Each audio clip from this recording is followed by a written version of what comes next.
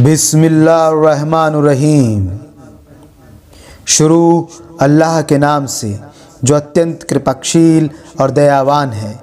ये एक किताब है जिसे हमने तुम्हारी ओर उतारा है ताकि तुम लोगों को उनके रब के देवयोग से अंधेरों से निकाल कर उजाले की ओर ले आओ, अर्थात प्रभुत्वशाली और प्रशंसा के अधिकारी के मार्ग की ओर। अल्लाह जिसकी संपत्ति है जो कुछ आकाशों में है और जो कुछ धरती में है, और काफिरों के लिए कठोर यातना के कारण खराबी है उनके लिए जिन्हें आखिरत के मुकाबले में सांसारिक जीवन प्रिय है, जो अल्लाह के मार्ग से रोकते हैं और उसे कज़्र करना चाहते हैं। ये लोग परले दर्जे की गुमराही में पड़े हुए हैं। और हमने जो कोई भी रसूल भेजा तो उसकी अपनी जाति की भाषा के साथ भेजा ताकि वो उनसे खोल खोल कर बयान करे। फिर अल्लाह जिसे चाहता है भटका देता है और जिसे चाहता है मार्ग पर लगा देता है, और वो प्रभुत्वशाली और तत्वदर्शी है। और हमने मूसा को अपनी निशानियों के साथ भेजा था कि अपनी जाति को अंधेरों से निकालकर उजाले की ओर ले आ और उन्हें अल्लाह के दिवस याद दिला। निश्चय ही इसमें हर सब्र से काम लेने वाले और कृतज्ञता दिखलाने वाले के लिए बड़ी निशानियां हैं।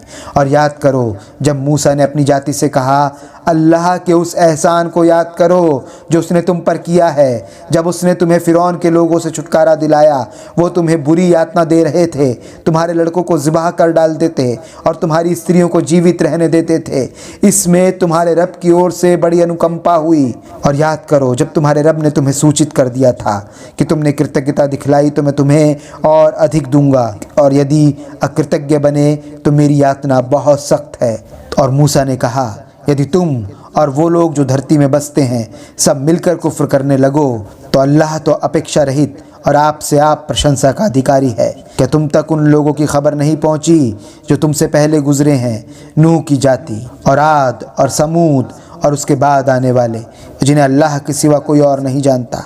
उनके रसूल उनके पास खुली निशानियां लेकर आए तो उन्होंने अपने हाथ अपने मुंह में दे दिए और कहने लगे, जो कुछ देकर तुम्हें भेजा गया है हम तो उसे नहीं मानते, और जिस बात के लिए तुम हमें बुला रहे हो उसके बारे में तो हम बड़े दुविधा एवं विकलताजनक संदेह में पड़ गए हैं। उनके रसूलों ने कहा कि अल्लाह के बारे में संदेह है जो आकाशों और धरती का पैदा करने वाला है। वो तुम्हें बुला रहा है ताकि तुम्हारे गुनाहों को क्षमा करते और तुम्हें एक नियत समय तक मोहलत दे। उन्होंने कहा, तुम तो बस हमारे जैसे मनुष्य हो, तुम हमें उससे रोकना चाहते हो जिसे हमारे पूर्वज पूछते आए हैं। अच्छा तो खुली हुई कोई सनद पेश करो। उनके रसूलों ने उनसे कहा, हम तो वास्तव में बस तुम्हारे जैसे मनुष्य हैं, परंतु अल्लाह अपने बंदों में से जिस पर चाहता है एहसान करता है, और हमारे बस में नहीं कि अल्लाह के हुक्म के बिना तुम्हें कोई सनद ला सकें। और ईमान वालों को तो अल्लाह पर भरोसा करना चाहिए, और हम क्यों ना अल्लाह पर भरोसा करें जबकि उसने हम पर हमारे मार्ग खोले। जो तकलीफ़ तुम हमें पहुंचा रहे हो उस पर हम सब्र करेंगे, और भरोसा करने वालों को तो अल्लाह पर भरोसा करना ही चाहिए। और कुफ्र करने वालों ने अपने रसूलों से कहा, हम तुम्हें अपनी धरती से निकाल कर रहेंगे या तो फिर तुम हमारे पंथ में लौट आओ। तो उनके रब ने उनकी ओर वही की, हम इन जालिमों को विनष्ट करके रहेंगे और इसके बाद तुम्हें इस धरती में बसाएंगे। ये उसके लिए है जो मेरे सामने खड़े होने से डरे और मेरी चेतावनी से डरे। और उन्होंने फैसला चाहा और जब्र करने वाला हठी असफल होकर रहा।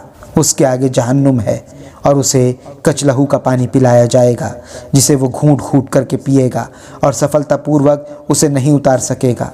और मृत्यु उस पर हर ओर से आती होगी परंतु वो मरेगा नहीं, और उसके आगे एक कठिन यातना होगी। जिन्होंने अपने रब के साथ कुफ्र किया उनकी मिसाल ऐसी है मानो उनके कर्म राख हैं जिस पर आंधी के दिन ज़ोरों से हवा चले। जो कुछ उन्होंने कमाया उसमें से कुछ भी उनके हाथ ना आ सकेगा। यही परले दर्जे की पथभ्रष्टता है। क्या तुम देखते नहीं हो कि अल्लाह ने आकाशों और धरती को हक़ के साथ पैदा किया। यदि वो चाहे तो तुम सबको ले जाए और एक नया जनसमूह ले आए, और ये अल्लाह के लिए कुछ भी मुश्किल नहीं। और ये सब अल्लाह के सामने खुलकर आ गए तो कमज़ोर लोग जो उन लोगों से जो बड़े बने हुए थे कहेंगे, हम तो तुम्हारे पीछे चलने वाले थे, तो क्या तुम अल्लाह की कुछ यातना हमसे दूर कर सकते हो। वो कहेंगे, यदि अल्लाह हमें मार्ग दिखलाता तो हम तुम्हें भी दिखाते। हम अधीर और व्याकुल हों या संतोष से काम लें, हमारे लिए दोनों बराबर हैं, हमारे लिए बचने की कोई जगह नहीं। और जब फैसला हो चुकेगा तब शैतान कहेगा, निसंदेह अल्लाह ने तुमसे वादा किया था, सच्चा वादा, और मैंने भी तुमसे वादा किया था। फिर मैंने तुमसे प्रणोल्लंघन किया और मेरा तुम पर कोई अधिकार न था। केवल इतनी बात थी कि मैंने तुम्हें बुलाया और तुमने मेरा कहना मान लिया। तो मुझे मलामत ना करो, बल्कि अपने आप को मलामत करो। न मैं तुम्हारी फरियाद सुन सकता हूँ और न तुम मेरी फरियाद सुन सकते हो। इससे पहले तुमने जो मुझे सहभागी ठहराया, मैं उससे विरक्त हूँ। निसंदेह ऐसे जालिमों के लिए दुख देने वाली यातना है। और वो लोग जो ईमान लाए और अनुकूल कर्म किए, ऐसे बागों में दाखिल किए जाएंगे जिनके नीचे नहरें बह रही होंगी। उनमें वो अपने रब की अनुमति से सदैव रहेंगे। वहाँ उनका अभिवादन सलाम होगा। क्या तुम देखते नहीं हो कि अल्लाह ने शुभ बात की कैसी उपमा दी है? वो एक शुभ वृक्ष के सदृश है, जिसकी जड़ गहरी जमी हुई हो, जिसकी शाखाएं आकाश तक पहुँची हुई हों। अपने रब की आज्ञा से वो हर समय अपना फल दे रहा हो। अल्लाह ये मिसालें इसलिए बयान करता है ताकि वो ध्यान दें। और अशुद्ध बात की मिसाल एक अशुभ वृक्ष की सी है, जिसे भूमि के ऊपर से ही उखाड़ फेंका जाए और उसके लिए कुछ भी स्थिरता नहीं। ईमान लाने वालों को अल्लाह एक पक्की बात के द्वारा सांसारिक जीवन और आखिरत में दृढ़ता प्रदान करता है, और जालिमों को अल्लाह भटका देता है, और अल्लाह जो चाहता है करता है। क्या तुमने उन लोगों को नहीं देखा जिन्होंने अल्लाह की नेमत को कुफ्र में बदल डाला और अपनी जाति को तबाही के घर में झोंक दिया? जो जहन्नुम है उसमें वो प्रवेश करेंगे, और वो कितना ही बुरा ठिकाना है। और उन्होंने अल्लाह के प्रतिद्वंद्वी ठहराए ताकि उसके मार्ग से भटका दें। कह दो, थोड़ा आनंद ले लो, फिर पहुँचना तो तुम्हें आग जहन्नुम की ओर ही। मेरे जो बंदे ईमान लाए हैं उनसे कह दो कि वो नमाज कायम करें, और हमने उन्हें जो कुछ दिया है उसमें से छिपा कर और खुले रूप में खर्च करें, इससे पहले कि वो दिन आ जाए जिसमें ना कोई सौदा होगा और ना कोई मित्रता होगी। वो अल्लाह ही है जिसने आकाशों और धरती को पैदा किया और आकाश से पानी बरसाया, फिर उसके द्वारा तुम्हारी रोज़ी के रूप में फल निकाले, और नौका या जहाज़ को तुम्हारी सेवा के कार्य में लगाया कि दरिया में उसके हुक्म से चलें, और नदियों को तुम्हारे सेवा कार्य में लगाया, और सूरज और चांद को तुम्हारे सेवा कार्यों में लगाया कि वो निरंतर चक्कर लगा रहे हैं, और रात और दिन को तुम्हारे सेवा कार्य में लगाया, और तुम्हें वो कुछ दिया जो तुमने उससे मांगा। यदि तुम अल्लाह की नेमतों को गिनना चाहो तो उसे पूरा गिन नहीं सकते। वास्तव में मनुष्य बड़ा ही अन्यायी और अकृतज्ञ है। और याद करो जब इब्राहिम ने कहा, रब इस नगर को शांति वाला बना दे, और मुझे और मेरी औलाद को इससे बचा कि मूर्तियों को पूजने लग जाएं। रब, इन मूर्तियों ने बहुतेरे लोगों को गुमराह किया है, तो जो कोई मेरे पीछे चले वो मेरा है ही, और जो मेरा कहना ना माने तो तब भी तू बड़ा क्षमाशील और दया करने वाला है। हमारे रब, मैंने एक ऐसी घाटी में जो खेती के योग्य नहीं, अपनी संतान का एक हिस्सा तेरे प्रतिष्ठित घर के पास बसा दिया है। हमारे रब, ताकि वो नमाज कायम करें, तो तू लोगों के दिलों को उनकी ओर झुका दे और उन्हें पैदावार की रोज़ी प्रदान कर। कदाचित वो कृतज्ञता दिखलाएं।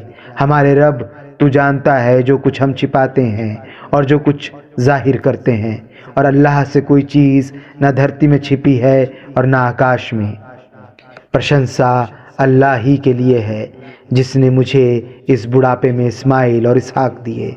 निसंदेह मेरा रब दुआ का सुनने वाला है। रब, मुझे नमाज कायम रखने वाला बना और मेरी औलाद को भी। हमारे रब, हमारी दुआ कबूल कर ले। हमारे रब, मुझे और मेरे माता पिता को और ईमान वालों को उस दिन क्षमा कर देना जबकि हिसाब कायम होगा। और ये जालिम जो कुछ कर रहे हैं, अल्लाह को उससे बेखबर ना समझें।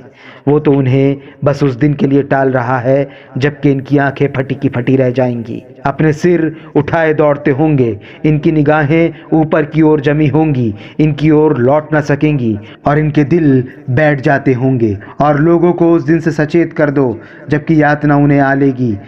तब ये जुल्म करने वाले कहेंगे, हमारे रब, हमें थोड़ी सी मोहलत दे दे, हम तो तेरे बुलाए आमंत्रण को स्वीकार करेंगे और रसूलों के पीछे चलेंगे। कहा जाएगा, क्या तुम पहले कस्में नहीं खाया करते थे कि तुम्हारा पतन ना होगा? और तुम उन लोगों की बस्तियों में रह बस चुके थे जिन्होंने अपने आप पर जुल्म किया था, और तुम पर अच्छी तरह खुल चुका था कि उनके साथ हमने कैसा मामला किया। और हमने तुम्हारे लिए बहुत सी मिसालें बयान की थी।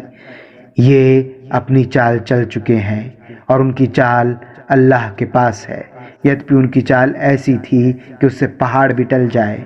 तो ये ना समझना कि अल्लाह अपने रसूलों से किए हुए वादे के विरुद्ध जाएगा। निसंदेह अल्लाह अपार शक्ति का मालिक और बदला लेने वाला है। जिस दिन ये धरती दूसरी धरती से बदल दी जाएगी और इसी तरह आकाश भी बदल दिए जाएंगे और सब के सब उस अल्लाह के सामने खुलकर आ जाएंगे जो अकेला और प्रभुत्वशाली है। और तुम अपराधियों को देखोगे कि जंजीरों में जकड़े हुए हैं, उनके वस्त्र तारकोल के होंगे और आग की अपट उनके चेहरों पर छा रही होगी, ताकि अल्लाह हर जीव को उसकी कमाई का बदला दे। निसंदेह अल्लाह जल्द हिसाब लेने वाला है।